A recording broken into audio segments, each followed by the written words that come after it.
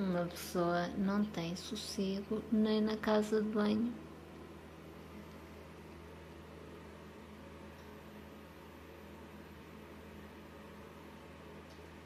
Estás a fazer?